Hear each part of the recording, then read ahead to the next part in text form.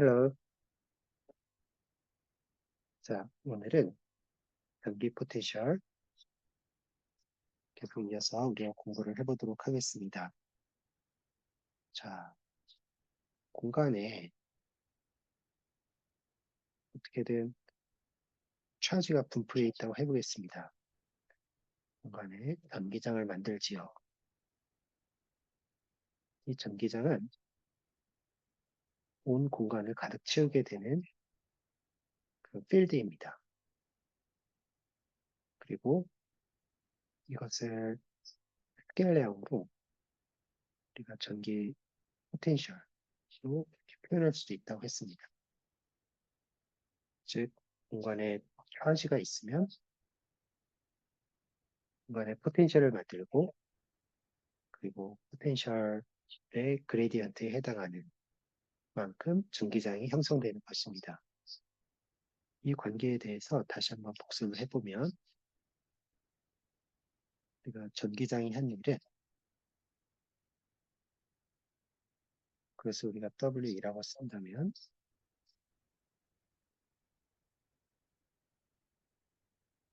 전기장이 한 일은 전기장이 차지 Q에 작용한 힘 그리고 차지 Q의 displacement ds 벡터입니다. 이것을 쭉 적분하면 되지요. 차지 Q는 경로가 있을 것입니다. 우리가 1 경로에서 이 경로까지 움직였다고 해볼게요. 그러면 1부터 2까지 이 경로를 따라 접근을 하면 이것이 바로 전기장이 한 1이 되고 전기장이 차지 Q에 작용하는 힘은 이렇게 전기장 곱하기 그 차지 Q 값으로 간단히 된다고 했습니다. 자, 여기서 Q는 컨스턴트죠. 그러니까 Q가 앞으로 나올 수가 있어요.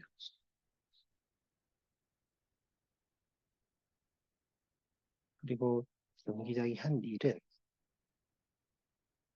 전기 포텐셜 에너지 차이의 마이너스라고 했습니다. 그리고 정의상 포텐셜 에너지는 차지 Q 곱하기 포텐셜이라고 했었죠. 다시 기억해보면 이거는 포텐셜 에너지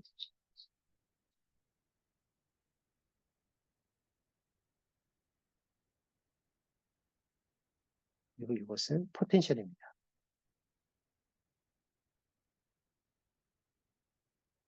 자, 그럼 보십시오. 여기서 포텐셜 곱하기 차지 Q인데 Q가 또 앞으로 나올 수가 있어요. 왜냐면 델타는 디퍼런스잖아요. 디퍼런스는 어떤 컨스탄트가 디퍼런스 기가 앞으로 나올 수 있습니다. 이렇게.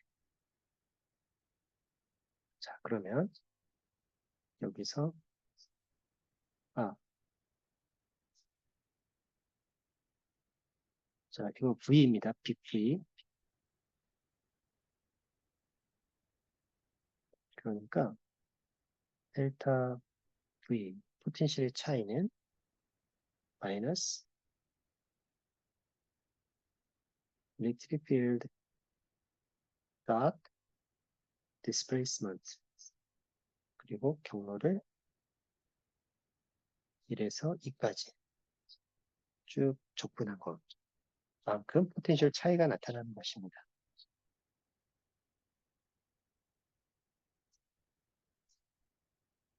자, 우리가 이 관계로부터 수업 시간에 했던 것 중에 하나는 전기장은 마이너스 그레디언트 포텐셜이다.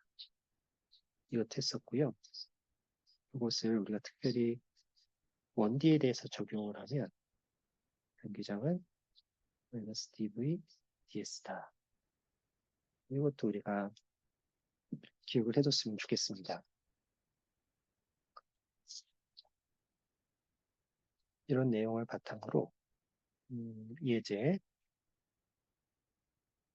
26.2를 한번 보겠습니다.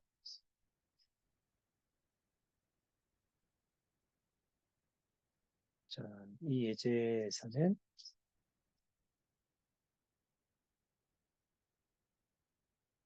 축전기가 있고요. 플러스 그리고 마이너스 축전기 이 캐패시턴스 내부에서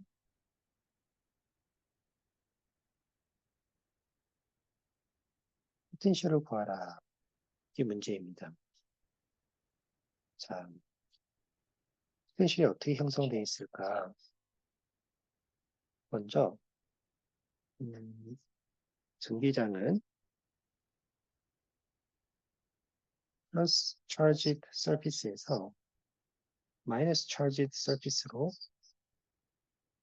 일정하게 형성이 되어 있을 것입니다. 그리고 우리가 마이너스 charged 된 surface를 또 V는 제로다. 포텐셜 제로로 우리가 본다고 했었죠. 마치 중력처럼요. 만약에 빨간색이 중력장이라면 바닥을 우리가 포텐셜 제로로 보잖아요. 그렇게 우리가 컨벤션, 이렇게 약속을 하고 쓰는 것처럼 이렇게 플러스 차지 서피스에서 네거티브 차지 서피스로 일정한 정자가 형성되어 있을 때 기준을 잡는다고 한다면 네거티브 차지 쪽을 0으로 잡고 그리고 한번 보겠습니다. 자, 우리가 앞서 활용했던 공식 이렇게 우리가 앞서 공식 델타 V는 전기장 DS 이걸 한번 써볼게요. 먼저 델타 V는 어떻게 될까요? 포텐셜 차이를 구하려면 전기장을 적분하고 마이너스를 붙이면 되는 것인데 여기 경로가 필요하죠. 1지점부터 2지점까지 쭉 적분을 할 겁니다.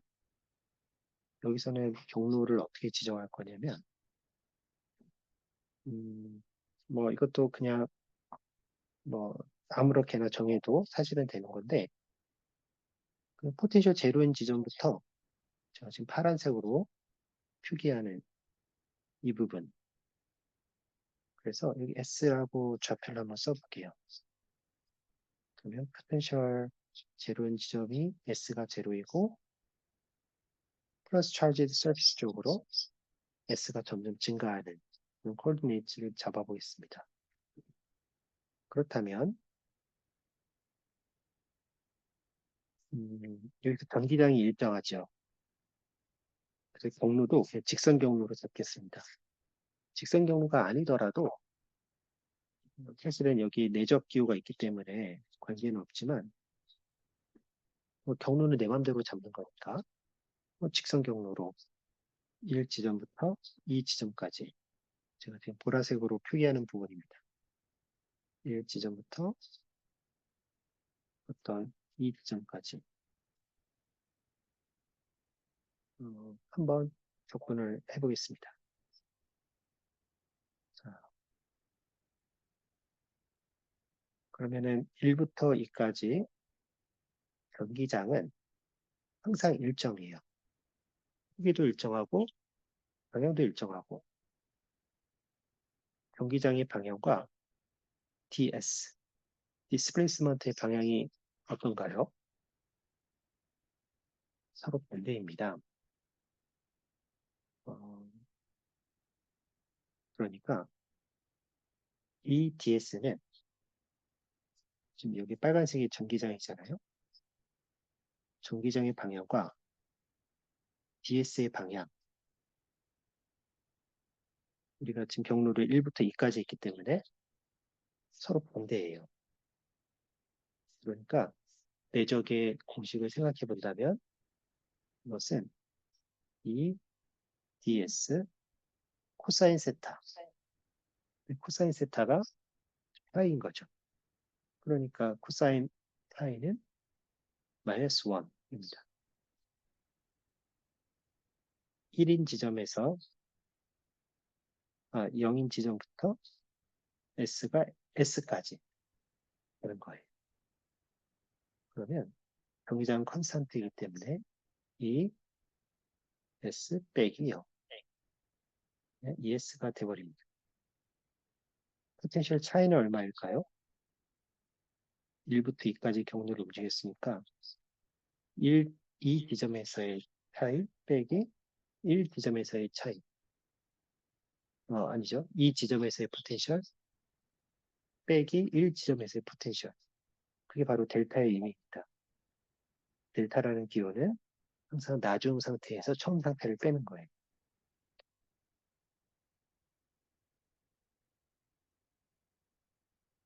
나중 빼기 처음이다.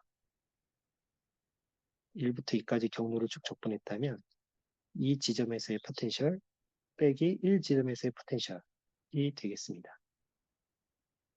그럼 이 지점에서의 포텐셜을 우리가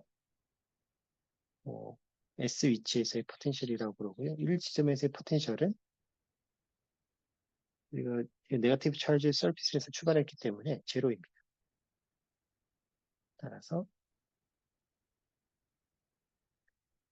이 S는 ES다. 이렇게 문제를 풀 수가 있었습니다. 즉 이런 단순한 캐패시턴스 안에서는 포텐셜이 네거티브 차지 서피스에서 떨어진 거리 SM만 관여하고 다른 변수들은 가지고 있지 않습니다. 물론 이것은 무한평면 두 개에 대한 설명이죠. 무한평면이 아니라면 많이 복잡해질 겁니다. 자, 그 다음 문제를 또 보겠습니다. 26.3.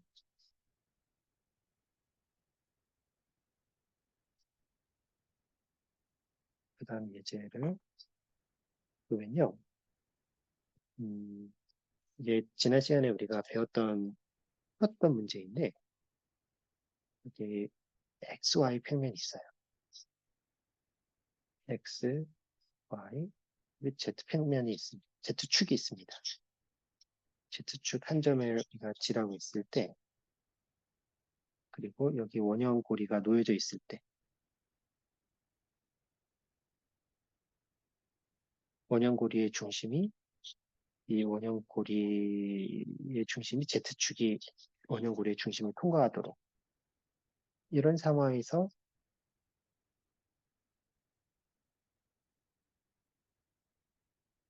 Z 위치에서의 전기장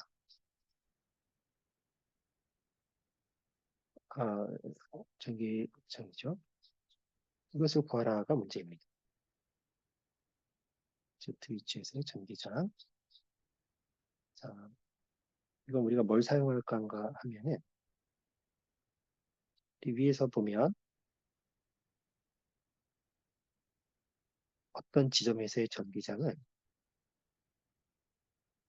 1차원에서는 1차원 한 방향에 대해서는 그 전기 포텐셜을 알면 그걸 미분해서 구할 수가 있어요. 그런데 우리가 이미 전기 포텐셜을 지난 시간에 계산을 했거든요. 그때 뭐였냐면 전기 포텐셜은 4파이 입시올 제로 Q Z제곱 플러스 R제곱 이렇게 됐어요. 그럼 이때 2는 어떻게 될까요? 마이너스 dv dz 미분을 하면 됩니다. 그러니까 2는 v 뭐라고 4파이 입시올 제로 Q Z 스퀘어 R 스퀘어 스퀘어 루트 자, 여러분들 이런 함수 미분할 수 있겠습니까? 여기서 Z로 미분을 하는데 Z의 제곱 그리고 스퀘어 루트 Z 뭐 이렇게 돼 있어요. 예, 당연히 미분할 수 있죠. 그래서 한번 여러분이 스스로 한번 미분해 보십시오. 그러면 쉽게 전기장을 구할 수 있는데 이 결과는 어떻게 될까요? 결국엔 어떤 지의 함수로 나올 거예요. 그럼 그 거리 z에 따라서 전기장이 변화하는 것입니다. 그리고 그것은 지축 방향으로의 전기장이죠. 자,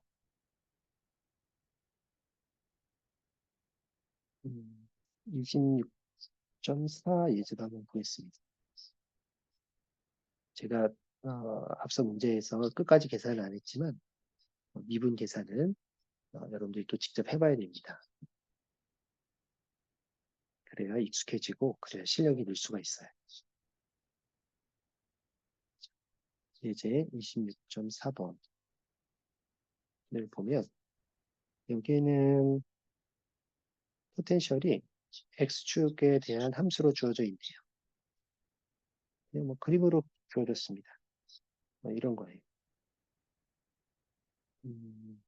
그럼 이때 전기장은 어떻게 될까? 먼저 한번 미분을 해볼까요? 음,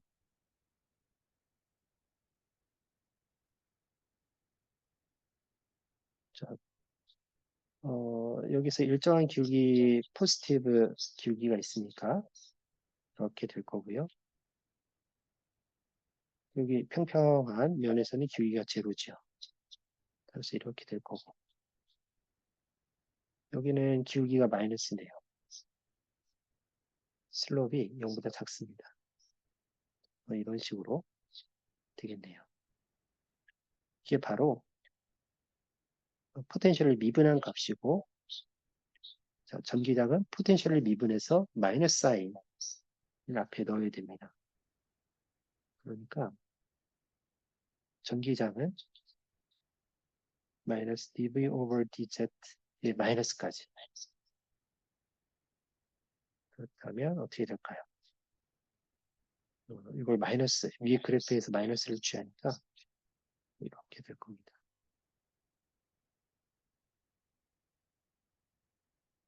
전기장은 x에 대한 함수로 그래프를 그렸을 때 마이너스 값, 즉 x축에 대해서 반대 방향으로 작용하고 전기장이 0이고 그리고 x축 방향으로 특정 일정한 전기장을 갖게 되는 이 세 가지 그래프로 세 가지 영역으로 전기장이 다르게 되겠습니다.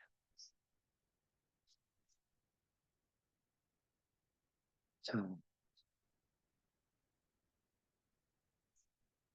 여러분들 도체에 대해서 제가 한번 또 이야기해 보려고 하는 건데요.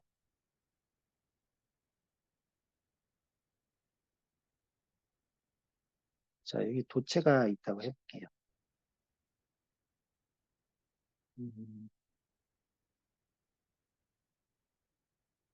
자, 이건 이제 예제는 아니고 이제 본문 내용으로 다시 돌아온 건데, 도체 안에서 전기장은 없다라고 했어요. 자,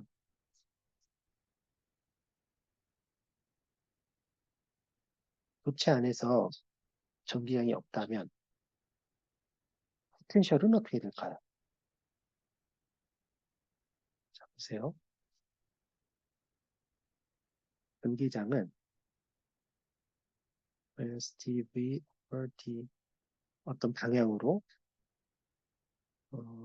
이쪽 방향으로 전기장을 보려면 이렇게 하면 되고 델타 V는 경로를 따라서 전기장을 샌드오픈하면 된다 했죠. 근데 전기장 자체가 없어요, 도체는. 그러니까 어떤 경로를 잡아서 적분을 해도 전기장 자체가 0이기 때문에 도체 안에서 델타 V는 제로가 됩니다.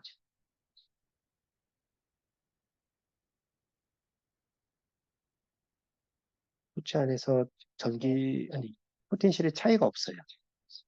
즉, 도체 안에서는 같은 포텐셜입니다.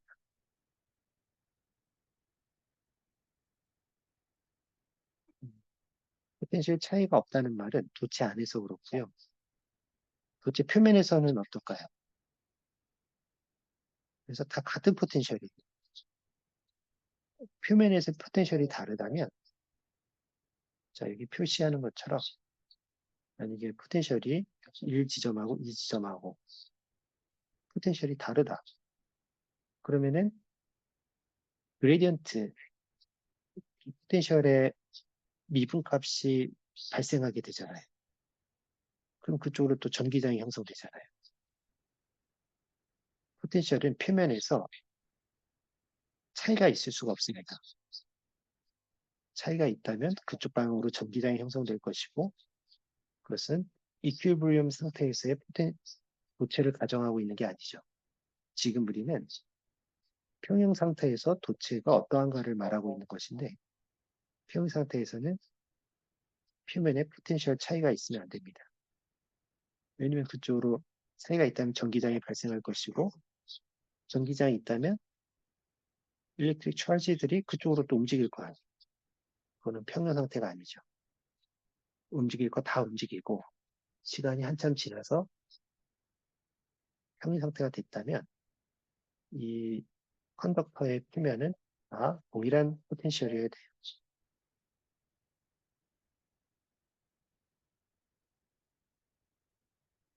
컨덕터 표면에서는 동일한 포텐셜을 갖는다. 라는 것입니다. 자, 이 부분을 한번 생각해 보세요. 음,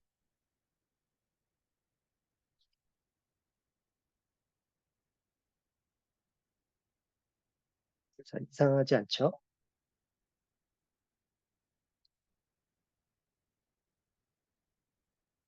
자, 그러면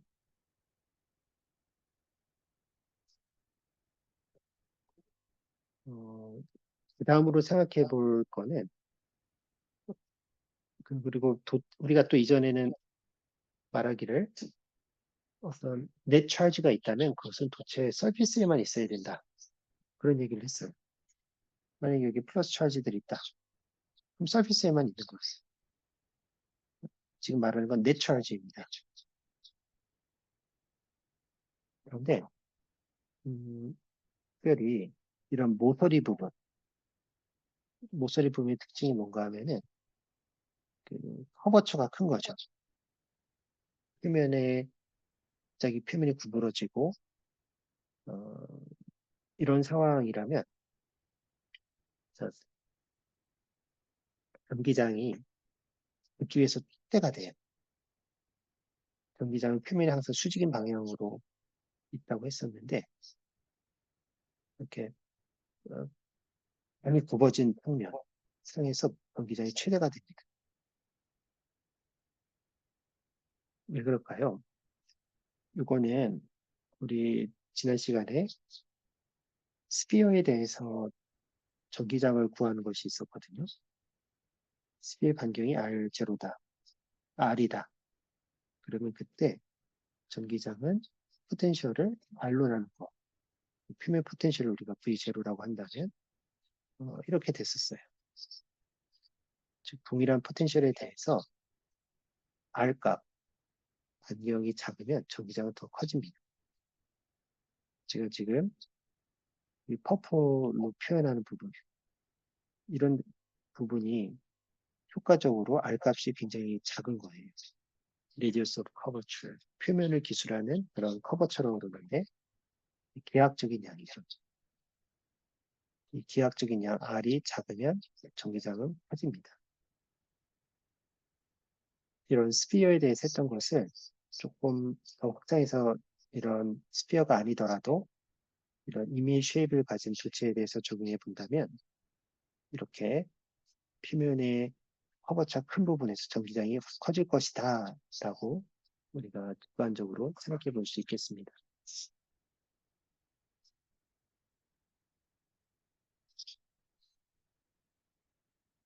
자, 계속해서 축전기를 또 생각해 보겠습니다. 지금 우리가 했던 거는 그냥 평행판 축전기거든요. 어,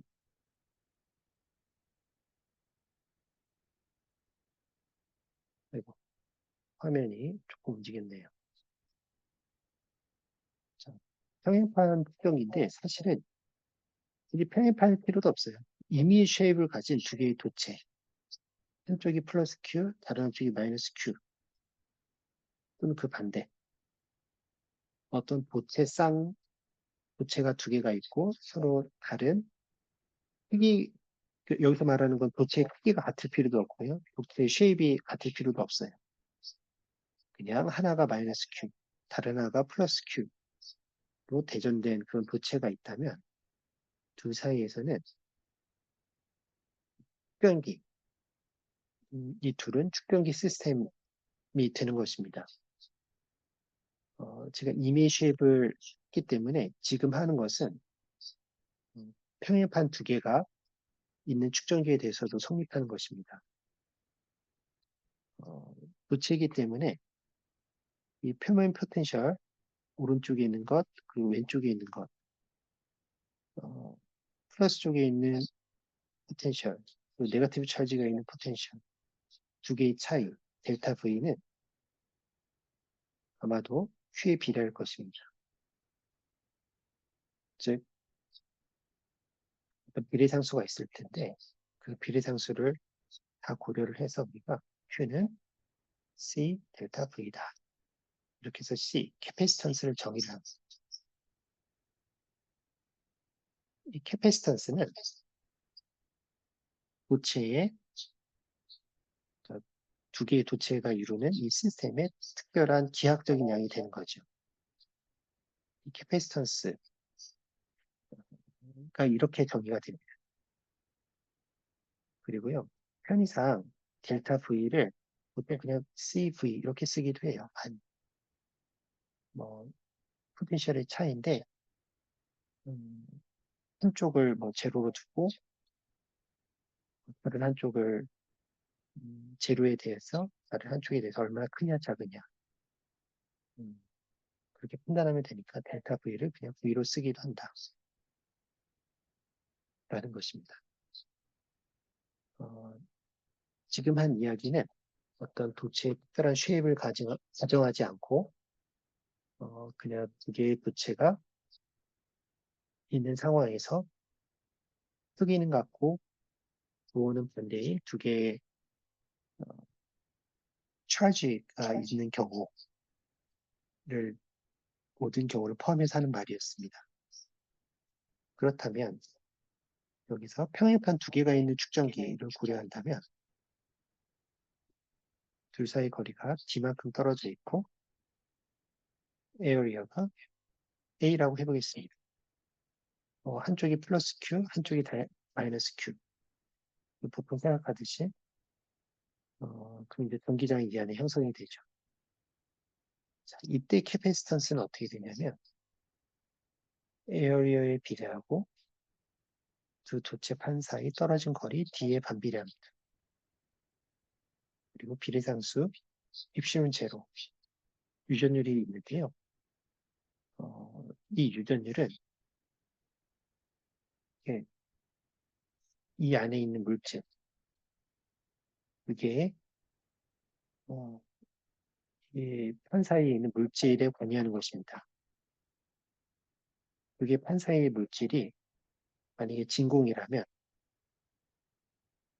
그러니까 뭐 공기밖에 없다면 입시는 제로는 공기에 해당하는 그런 유전율이 되는 거고요. 만약에 이게 어떤 물질이 채워져 있다. 그 물질에 해당하는 유전 상수가 있으면 됩니다. 이 얘기는 뭐냐면 그게 무한평면 사이에 유전율이 큰 물질을 채우면 캐패시턴스를 증가시킬 수 있다는 거예요. 그래서 사람들이 슈퍼 캐패시턴스라고 둘 사이에 정말 유전율이 큰 걸 채워서 어떻게든 전기 용량, 캐패시턴스를 키우려고 하는 뭐 그런 노력도 하고 있습니다. 여기서 또 한 가지 눈여겨볼 것은 이게 바로 기하학적인 양이라는 거예요. 그리고 물질. 기하학적인 양이라는 것은 이 캐패시턴스가 이렇게 A에 비례하고, 즉 면적에 비례하고 그 사이 떨어진 거리 D에 반비례하고 그게 이제 기하학적인 특성이라는 뜻이었고요. 물질의 특성은 어디 들어오냐면 바로 입신론에 들어옵니다. 그래서 입신론 값이 큰 값을 쓰면 이 물질의 특성 때문에 전기 용량, 캐패시턴스가 더 커질 수가 있겠습니다. 어떤 경우에는 이 D값, 이걸 굉장히 작게 하면 또 커질 수가 있겠고, 에어리어를 굉장히 크게 하면 또 캐패시턴스가 커질 수 있습니다. 그래서 여기 이렇게 만약에 물질을 잘 돌돌돌 말 수 있다면, 그 제가 말하는 건 김밥처럼요. 이렇게 마구마구 말아가지고 이렇게 계속 말면은 상상해 보세요. 두 개의 캐패시턴스, 두 개의 무한평면 두 개가 있는데 그것을 잘 돌돌돌 말 수 있으면 에어리어를 굉장히 키울 수가 있겠죠. 음. 자, 그러면 캐패시턴스가 커지면 무슨 좋은 점이 있을까요? 네, 그것은 바로 제가 지금 어, 노란색으로 표시하는 이 부분을 보면 알 수가 있겠는데, 자, 캐패시턴스가 굉장히 커진다고 해볼게요. C가 굉장히 커지는 거예요. 그러면 그 캐패시턴스의 포텐셜 디퍼런스 V가 작아도 charge Q, 전하 Q를 많이 가지고 있을 수가 있어요.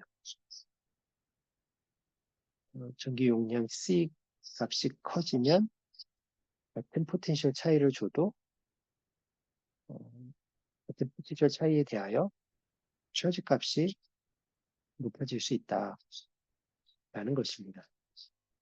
즉 많은 전하를 가질 수가 있어요. 많은 전하를 저장할 수가 있고 어, 이것이 바로 음, 그러니까 에너지를 저장하는 하나의 방법인 거죠.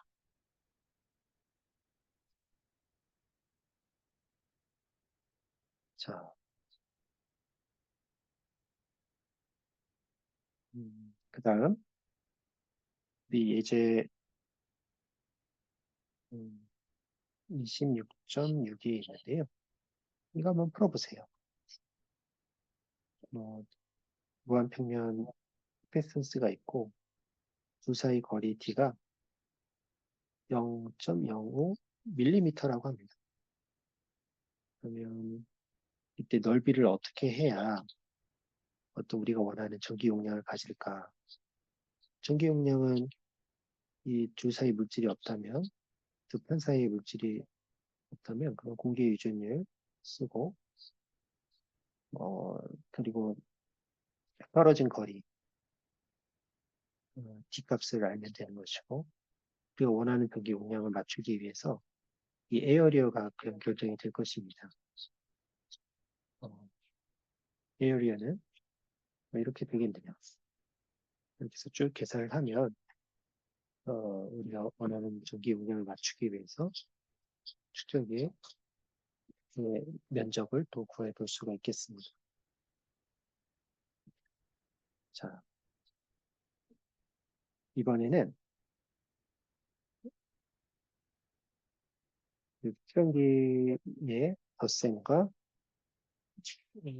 측정기를 계속해서 병렬로 연결할 때 또는 직렬로 연결할 때 어떤 규칙이 있는지 한번 살펴보겠습니다. 자, 제가 일단 결론부터 이야기를 할게요. 자, 여기 어떤 축전기가 있어요. 이 축전기를 병렬로 연결했다고 해보겠습니다.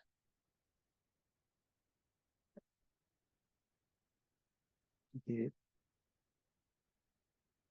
측정기 C1이 있는데 C2, C3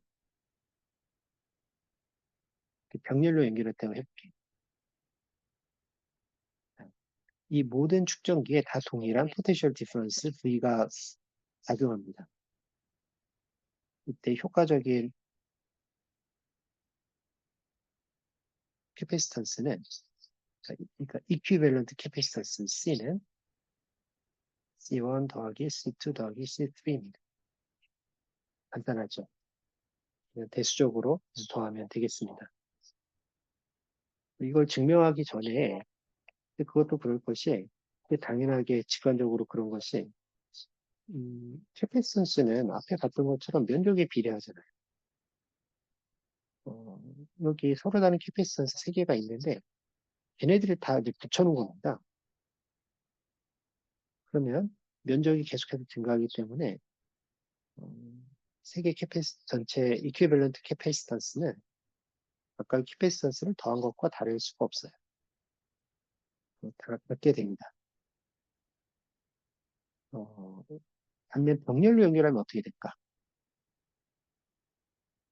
이게 병렬로 연결하는 것이고, 만약에 직렬로 연결하면 어떻게 될까요?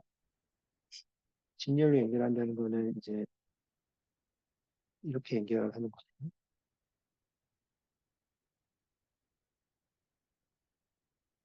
C1, C2, C3. 이것의 이퀴밸런트 캐패시턴스는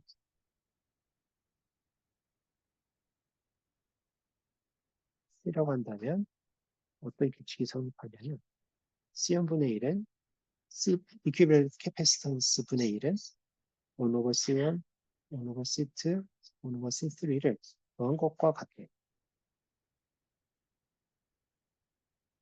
자, 이게 왜 이렇게 되는지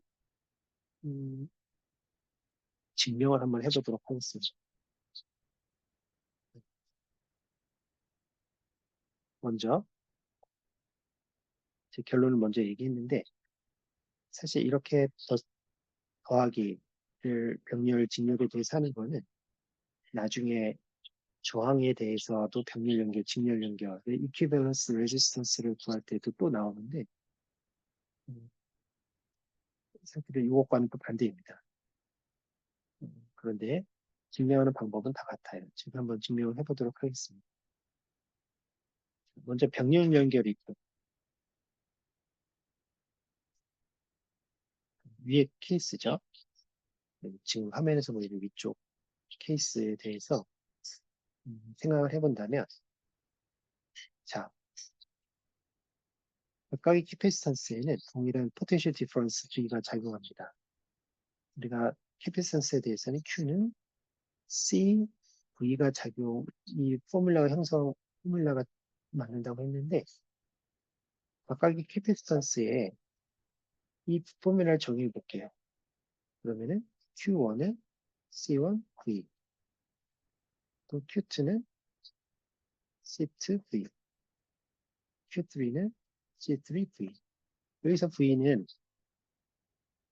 지금 보는 것처럼 동일한 포텐셜 디퍼런스가 가해지고 있잖아요. V는 다 같아요. 그래서 V, V, V.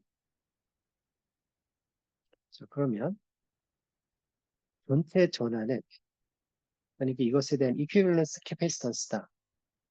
그렇다면 그 캐패시턴스는 변화 Q1, Q2, Q3를 모두 저장할 수 있어야 됩니다. 이퀴밸런트 캐패시턴스를 C라고 한다면 Q는 그 C, 이렇게 이퀴밸런트 캐패시턴스에서도 동일한 포뮬러가 성립해야 될 텐데 여기서 Q가 Q1 더하기 Q2 더하기 Q3 세 개를 다 저장을 할 수 있어야 되므로 Q1은 C1V, Q2는 C2V, Q3는 C3V가 됩니다. 그러면 C1, C2, C3 V로 묶을 수가 있고 그럼 여기서 C 왼쪽과 오른쪽을 비교해 보세요. 따라서 C는 C1 더하기 C2 더하기 C3다. 라는 공식이 성립합니다. 마찬가지로 우리 직렬 연결에 대해서도 한번 증명해 볼까요?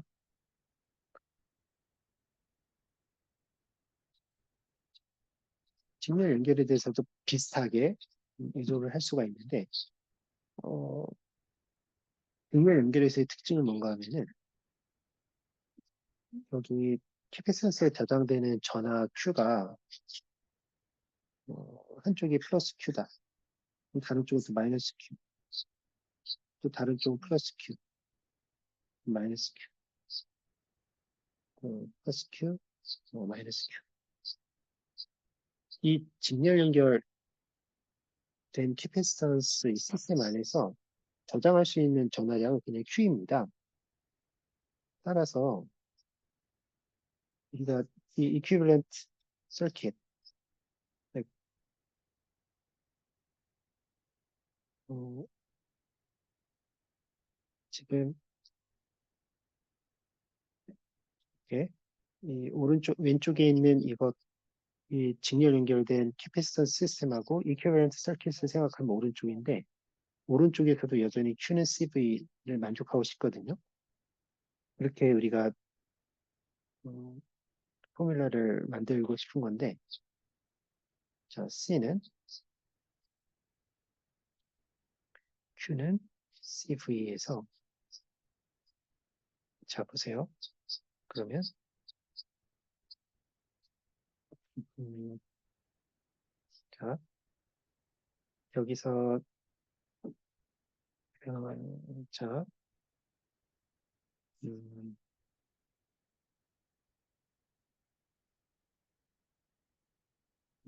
그리고 각각에 대해서 Q는 C1 그리고 V1 또 Q는 C2, V2 각각에 대해서 걸리는 전압은 다르게 되겠습니다. 왜냐하면 각각에 대해서 직렬이잖아요. 이 변압 전체가 이 세 개의 캐패시턴스에 모두 가해지고 있어요. 어, 왼쪽 위에 보는 그림입니다. 따라서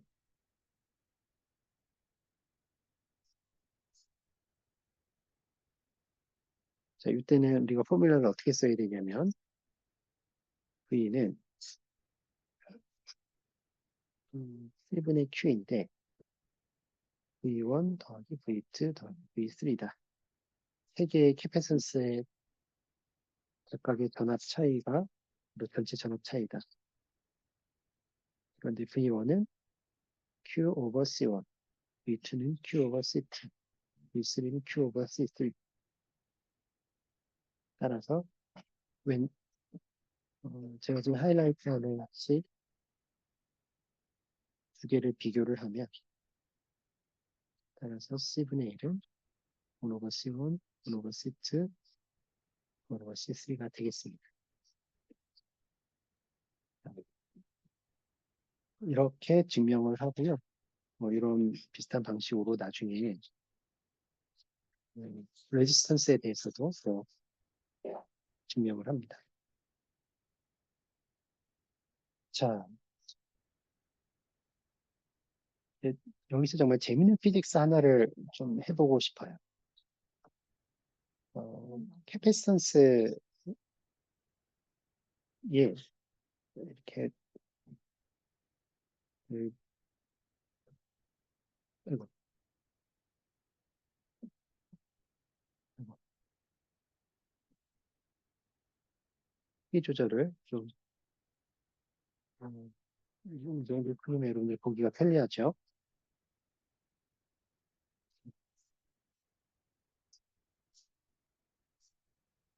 캐패시턴스 안에 좀 재밌는 피직스 하나가 있는데 그 개념을 한번 설명해 보겠습니다.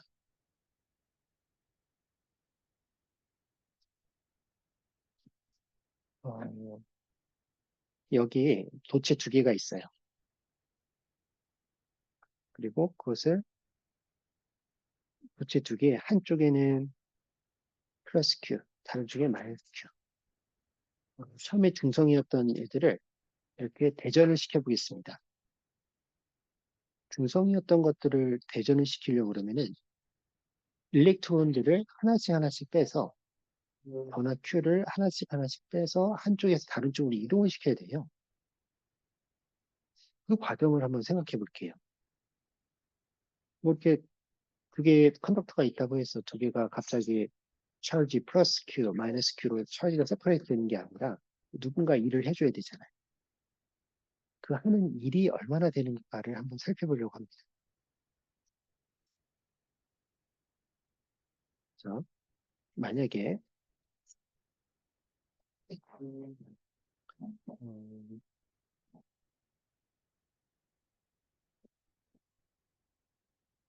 우리가 전체 일을 어떻게 보려고 하냐면 작은 일들을 계속 할 건데 그럴 때 쓰는 게 우리가 시그마 기호죠.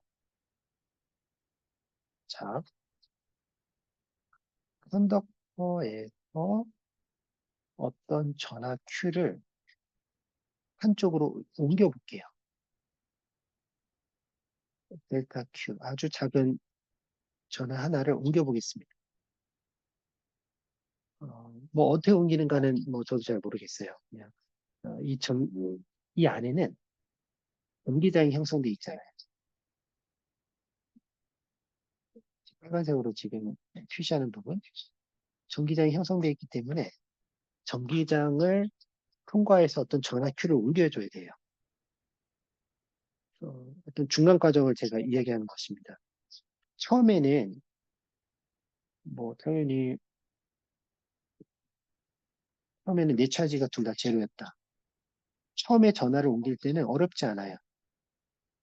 어떤 Q를 옮길 때 뭐 처음에는 그냥 쉽게 옮길 수 있을 겁니다. 왜냐하면 전기장이 없을 테니까. 근데 하나하나 옮기고 나면 점점점 전화가 쌓이게 되고 그러면 이 안에 점점점 전기장이 형성되고 전기장을 형성된 전기장을 뚫고 옮겨야 되기 때문에 에너지가 필요해요. 그 에너지가 어떻게 될 것인가를 계산을 하려면 각각의 필요한 매 순간 필요한 일을 계속 합하면 되겠습니다. 그래서 제가 여기 시그마 i 델타 wi 쓴 것입니다. 그래서 델타 w는 매 순간 해야 되는 작은 일의 양이에요. 이 계산이 어렵지가 않은 게 우리가 이전에 이거 오래 하다 보니까 이게 좀 버벅거리네요. 다시 돌아와서 자 이것은 시그마 i 자, 전기장을 통과해서 어떤 전하를 옮길 때 하는 일의 양은 바로 포텐셜 에너지의 차이의 마이너스라고 했습니다. 둘 사이에 생성있는 포텐셜 에너지를 그래서 알아야 돼요. 그런데 포텐셜 에너지는 둘 사이에 포텐셜만 알아내면 어떤 작은 전하, 델타 Q를 옮길 때 어, 포텐셜 차이만큼 이제 일을 하는 거잖아요.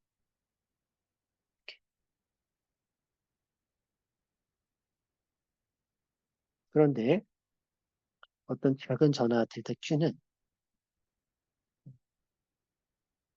여기서 이제 앞으로 나올 수가 있고 그러면 시그마 i 마이너스 어떤 작은 전하입니다. 그 포텐셜 디퍼런스만큼 그 극복하면서 하는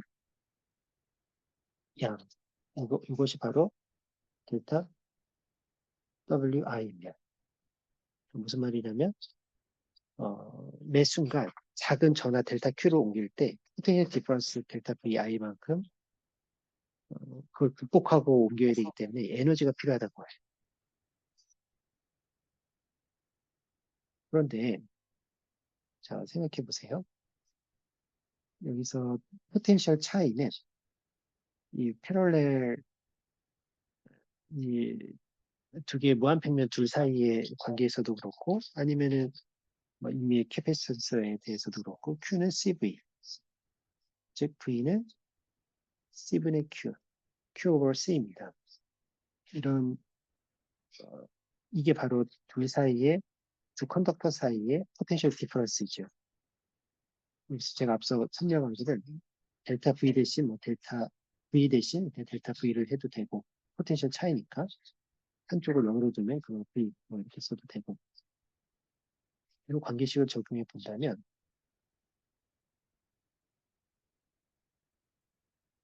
요 그게 컨덕터 사이의 포텐셜 디퍼런스는 Q over C입니다.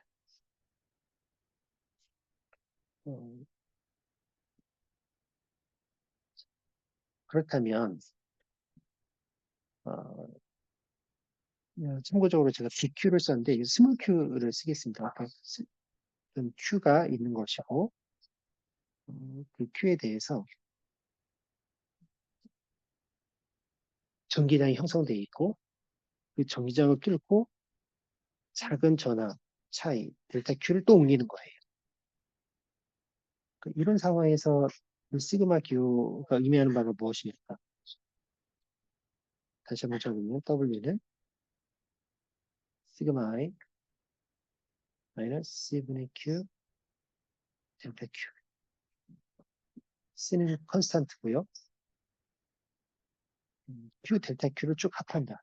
이것이 바로 인테그레이션 적분입니다. Q 델타 Q. 우리가 원하는 순간까지 처음에 Q는 0이었고 나중에는 어떤 차지 원하는 차지만큼 다 채워진 것까지 적분을 해야 되죠. 그러면은 다시 써보면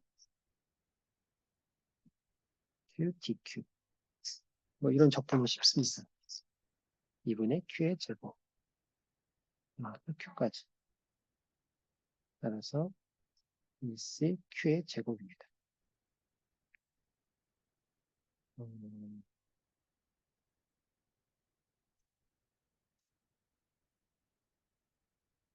그런데 음,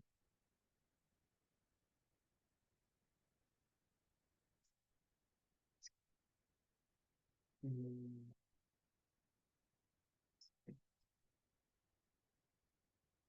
여기에서 사인이 좀 잘못됐거든요. 이 네거티브 사인이 있으면 안 돼요.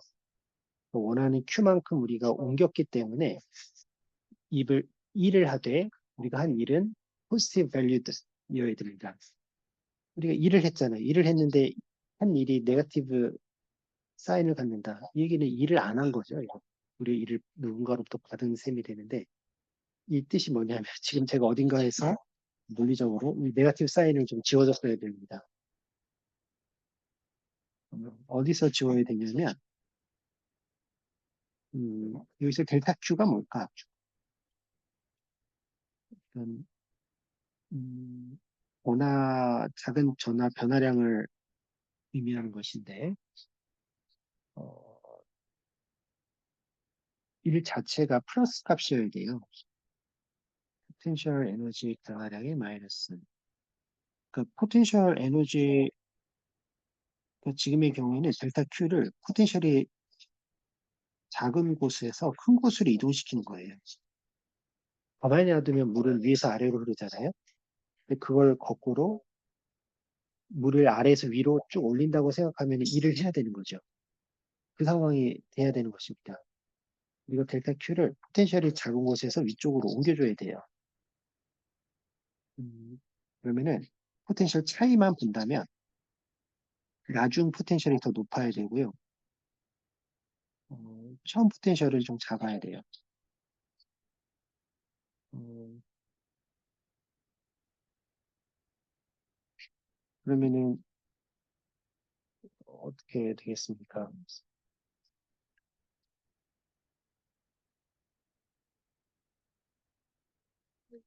음, 변화를 옮길 때 델타 Q가 그러니까 실제로 이제 일렉트론을 옮겨야 되는 건데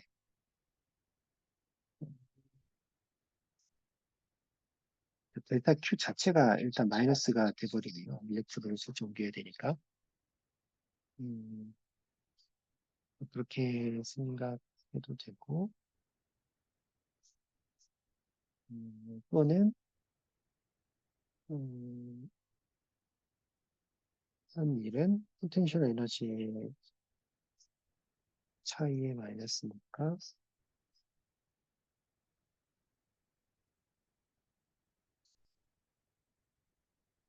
음, 그러니까 우리가 이 생각을 좀 잘해야 되는데 음, 여러분들이 혼돈을 안 되기 위해서 보통 그냥 절대값을 취해서 그냥 1만 구하거든요. 뭐 우리 책에서도 그렇게 뭐 자세히 설명하지는 않고 음, 지금 제가 하려는 말은 이 네거티브 사인을 없애버리고 하는 일이 포지티브 밸류드 이렇게 돼야 된다는 거예요. 왜냐면 우리가 뭔가를 극복하면서 계속 중성 상태에서 플러스 Q, 마이너스 Q로 차지를 세퍼레이션 했기 때문에 하는 일 자체가 0보다 커야 돼요. 근데 지금 네거티브 사인이 나왔기 때문에 음, 거기서 제가 실수를 한 겁니다.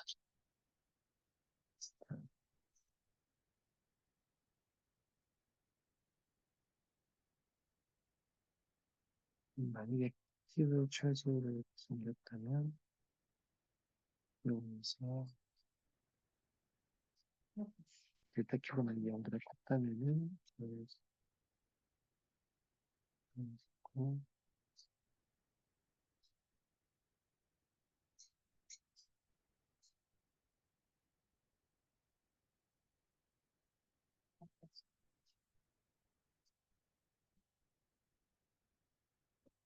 음,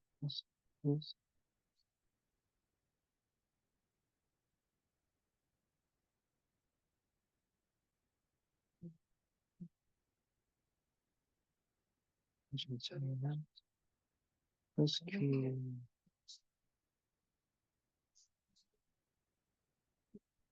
음, 이게 좀 동영상이 계속 길어지니까 어, 여러분들 한번 생각해 보세요. 제가 그리고 다음 수업 시간에 다시 한번 분명히 설명을 하겠습니다.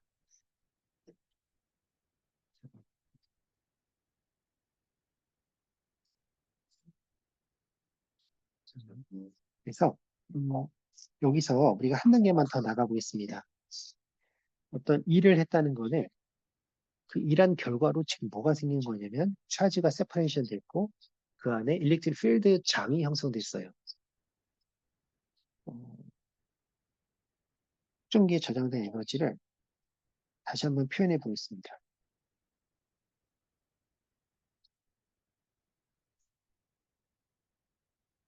특정기에 저장된 에너지 W는 ECQ 스퀘어인데 여기서 측정기에 대해서는 Q는 CV가 된다고 했었죠.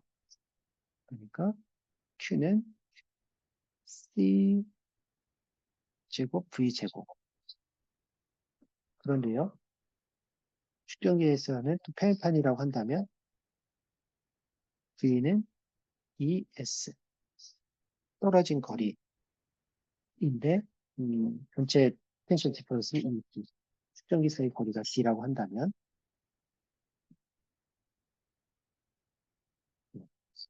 그것의 제곱입니다. 그러니까 이 분의 1 여기서 C는 소거가 되고 그러면은 2분의 1 C dA 스퀘어 일렉트릭 필드의 제곱이 됐습니다. 한 번만 더 써볼게요. C는 입술제로 D over A, A over D였으니까 이 관계식을 생각하면은 2분의 1 C 대신 입술제로 A, D D 제곱 E 스퀘어. 또 D가 또 없어져 버리네요. 자, 그래서 결론적으로 우리가 뭘 얻게 되냐면 로버트 제로 AD E 제곱입니다. 자, 따라서 우리가 한 일은 2분의 1 입심절로 AD E 스퀘어. 이게 참 재밌는 식입니다. 뭔가 일을 했는데 그 결과가 AD니까 캐피스턴스의 면적 곱하기 D 했으면 부피거든요. 그러면은 참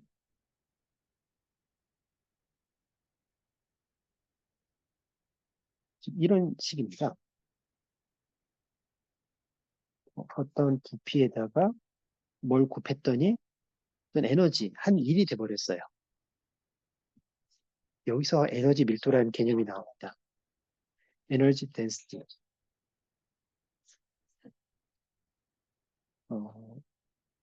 이게 바로 단위 부피당 에너지가 되겠죠.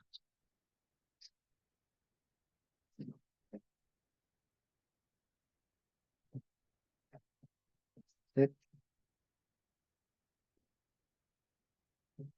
전기장의 에너지 덴시티는 바로 2분의 1 입심 제로 2제곱입니다. 이게 정말 재밌어요. 어떤 일을 했더니 공간에 전기장이 생겼다. 그리고 그 전기장이 형성된 공간의 부피를 고려하면 우리가 전체 일을 알 수 있다. 이것입니다. 전기장은 공짜로 생기는 게 아니라 누군가 일을 해서 전기장이 형성되는 것이고 그 전기장 자체가 바로 에너지다. 정확히는 전기장의 제곱이 바로 에너지에 비례하는 에너지 덴시티가 됩니다.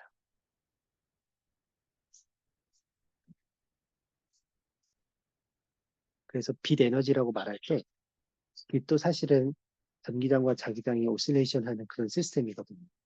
공간에 빛이 있다는 얘기는 그만큼 에너지가 있다는 얘기입니다. 어, 전기장과 자기장, 공간에 가득 차면 그 빛 에너지가 지금 배우고 있는 이 에너지랑 나중에는 일맥상통하게 계속 또 연결이 되겠습니다. 끝으로 우리 유전물질 있는 상황에서 캐패시턴스 3분 정도만 더 내가 배워보도록 하겠습니다. 우리가 아까 캐패시턴스 무한평면 두 개가 있다. 떨어진 거리가 D이다. 그리고 면적이 A이다. 캐패시턴스는 이 안에 채워진 물질에 따라서 달라질 수 있다고 했습니다.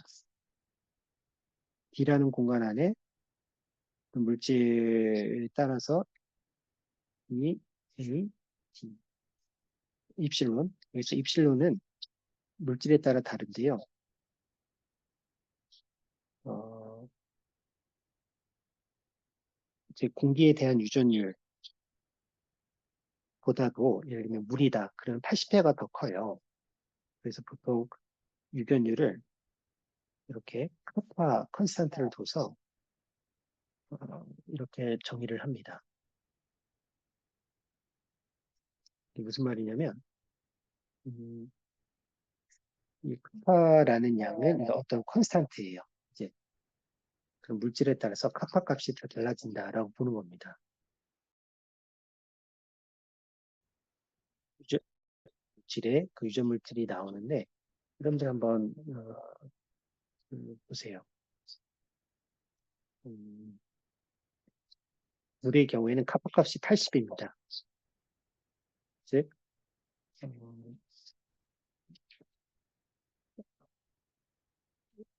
그래서 이제 카파는 디멘전이 없는 형이죠. 왜냐면 입실론 제로가 디멘전이 있고 입실론은 디멘전이 없고 단위가 입실론 제로의 단위가 있고 입실론도 입실론 제로와 같은 단위이고 따라서 카파 자체는 상수입니다. 디멘전이 없는 상수. 그래서 물은 80 정도를 붓는다라는 거예요. 자, 이걸로 해서 뭐 우리 이제 26.9에 보면은 50, 5.0 네노페라 페네탄 축전기가 120볼트로 충전되어 있고 뭐 그것을 또 증류수에 담갔다 그랬습니다. 증류수라는 건 물이죠. 물에 담갔으니까 어떤 아이고